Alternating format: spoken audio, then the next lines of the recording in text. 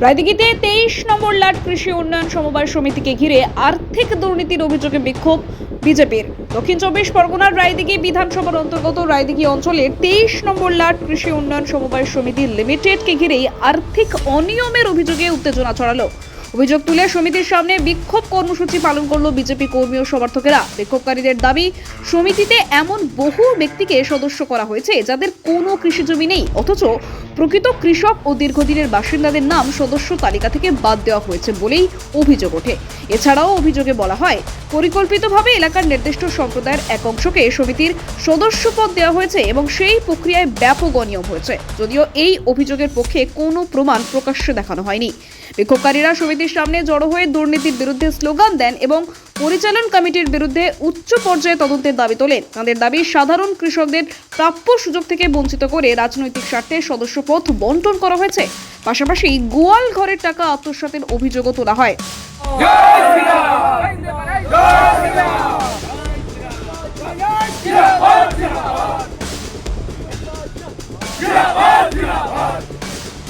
BJP নেতৃত্বের দাবি, সমবায় সমিতির সমস্ত আর্থিক লেনদেনের নিরপেক্ষ তদন্ত হওয়া উচিত এবং দোষীদের বিরুদ্ধে কঠোর আইনি ব্যবস্থা নিতে হবে। অন্যদিকে সমিতির পক্ষ থেকে সমস্ত অভিযোগ অস্বীকার করা হয়েছে।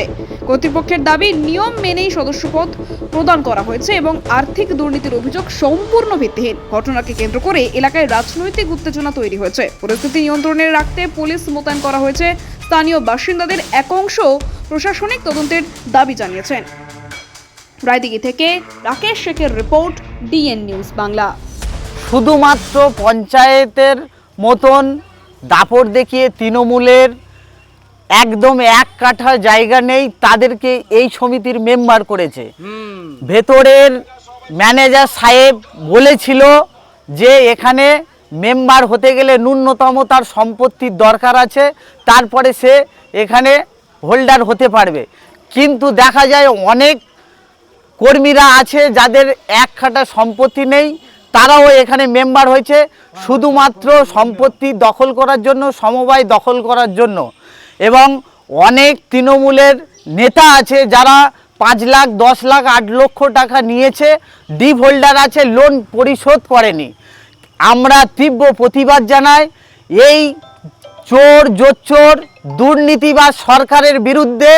আমরা ঐক্যবদ্ধ হয়ে আমাদের এই 23 নম্বর লাট সমবায় সমিতিকে আরও উন্নত মানের করতে এবং সাধারণ মানুষ যাতে সুস্থ পরিষেবা পায়, তার জন্য আমরা আজকের এই ছোট্ট বিক্ষোভ আন্দোলনে সামিল হয়েছি। সেই সঙ্গে বলবো, এই সমবায় ব্যাংকে অনেক অস্থায়ী কর্মী নিয়োগ করা হয়েছে, সেইটা যাতে তাদের সঠিক পদ্ধতিতে নিয়োগ করা হয়, আমরা তার আবেদন জানাবো।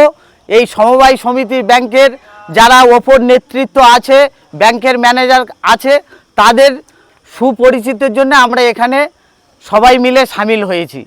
এই বলে আমার ছোট বক্তব্য। আমার নাম বাবুসোনা হালদার, রাজ্য কমিটির এক্সিকিউটিভ মেম্বার। ওপরে গিয়েছিলাম, ম্যানেজারের সাথে কথা বলেছি। এখন হচ্ছে ওনারা জানিয়েছে যে আমাদের যে কর্তৃপক্ষ আছে এই ব্যাপারটা জানাবে এবং 1 সপ্তাহের মধ্যে এর ব্যবস্থা হবে বা আমাদের দাবিগুলো তারা মানবে।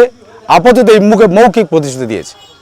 এখানে এই সমবায় সমিতিতে আজকে আমরা এখানকার স্থানীয় লোক, আমি এই সমিতির একজন পঞ্চায়েত সমিতি মেম্বার, বিরোধী দলনেতা। আমি আমার এলাকায় আমার ব্যাংকে আমি মেম্বার হতে এসেছি, আমাকে এখান থেকে অপমান করে তাড়িয়ে দেওয়া হয়েছে।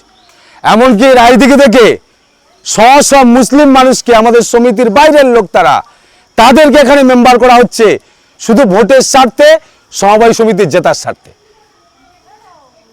আমরা চাইছি, এর আগে এখানে প্রায় গোয়ালঘর দেওয়ার নামে 1.5 কোটি টাকার ওপর এখানে চুরি করেছে।